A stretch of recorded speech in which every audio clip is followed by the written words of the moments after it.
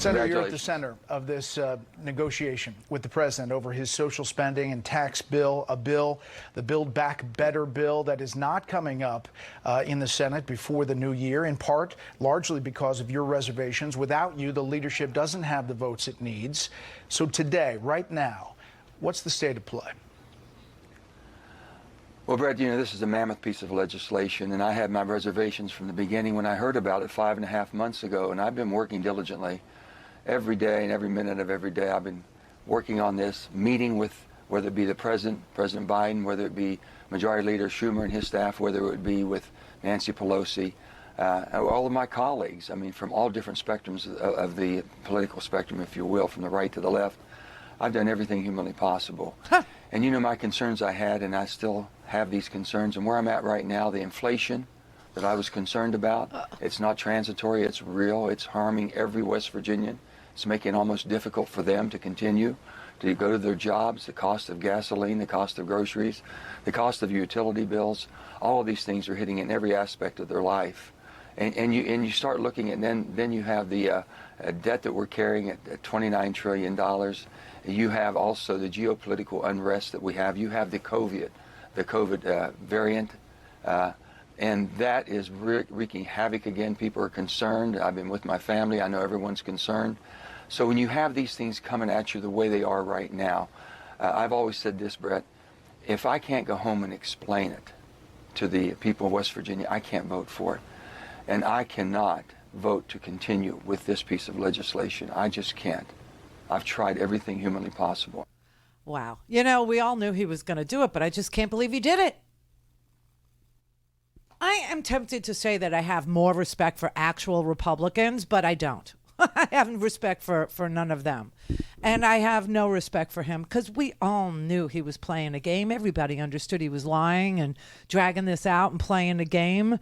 You can't even tell this a-hole to go be a Republican because then the Senate would be in the hands of Mitch McConnell and he would be in charge of the Senate. I feel like we got mugged and now we have to be nice to the mugger. You know what I'm saying? It's like, so because we still need him to do voting rights, right? Because he has to agree to carve out, voting rights from the filibuster. This is just so crazy. I swear to God, when I was watching this in real time, I was watching it yesterday, and I'm sitting there thinking, oh my God, I feel violated by him. I feel like he ransacked my house and then took a dump on my coffee table. He is vile. He is just so bought. He is so purchased. He is so because of Joe Manchin, and this is how you lose elections, Democrats. This is how it happens. Because of Joe Manchin, who is a Democrat, so the crowning achievement of the Democrat Joe Manchin's political career is the total sabotage of the Democratic president's entire agenda for the American people. Next year, millions of kids will not be attending free pre-K. Next year, millions of parents will not get help paying for the child care, lowering costs for American families. This man is a lump of coal just incarnate. He's talking about, things are so expensive. Yes, things are so expensive because of COVID, because of the previous president's dereliction of duty when we only had 15 cases in the entire world. Oh my God. So yes, things are expensive. So why not help Joe lower the cost of child care? That's a big chunk of everybody's, pocketbook. Everybody that works with kids, that is a huge chunk of change. Why not lower the premiums for health care? This man is going to have to explain. He says he can't explain it to West Virginians. Listen, that's ridiculous. That's totally ridiculous. If you can't explain to West Virginians that they're going to see a lowering of their health care premiums, of their child care costs, of the largest reduction in consumer energy costs because we're going to invest and create jobs in, the marketplace of green, which is cheaper and easier to come by. He He can't explain it to West Virginians. What is he saying? Well, my people are just so stupid, or my people are just so stoned, or my people are just so lost, or my people are just so gone, or I have absolutely no skills and I can't explain how I'm lowering costs for them. What the? This is the biggest douche. I swear to God, it's just unbelievable. So all the little West Virginia kids, when you're sitting in front of the TV next year, instead of, going to childcare, Joe Manchin is the reason why. I swear to God. And he went on local TV, the local radio, to explain to his people why he's a no. I'm not blaming anybody. I knew where they were, and I knew what they could and could not do. They just never realized it because they figure, surely to God we can move one person.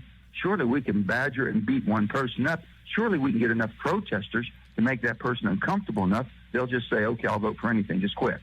Well, guess what? I'm from West Virginia. I'm not from where they're from, and they can just beat the living crap out of people and think they'll be submissive. Period. Oh, this is ridiculous that all he was harassed and hassled and bothered and budged, and moved. The guy was given the bill. The guy, literally, this bill started at $6 trillion, okay? $6 trillion. And for him, they decoupled the bill, okay? They separated out the infrastructure portion, which he desperately, desperately wanted, needed, had to have. And then they did the social stuff for his constituents, for human beings. So they did that for him. And then they trusted his word that if they did that for him, he would come on board with the human infrastructure investment. He would come on board with the climate change portion, the largest effort to combat climate change in American history. He would come on board in the most transformative investment in children and caregiving for seniors in a generation. Well, he lied about coming on board. He never intended to come on board, and we did that for him. Then he didn't like the cost of the human infrastructure, the investment, the transformative part, the climate change investment. He didn't like that. That came in at about $3 trillion. He said he was good for half of it. He said he would do 1.5. It finally came in at 1.7. 1.7. He was never telling the truth. Never. They did all this for him, and still he wouldn't invest in his people. If I can't go and explain it to the people of West Virginia, I can't vote for it. Well, what exactly is wrong with you? How in the world am I supposed to...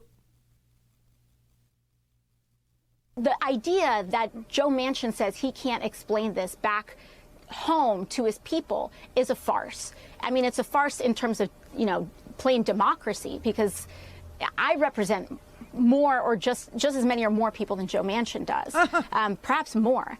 But secondly, and importantly, is that if you can't explain to your constituents why the child tax credit that they are getting right now to help feed their kids in a time of record high prices should not be extended, that doesn't seem like a problem with his constituents. That seems like a problem with his ability to either communicate or really, I think there's a different reason behind this vote. Yeah, me too.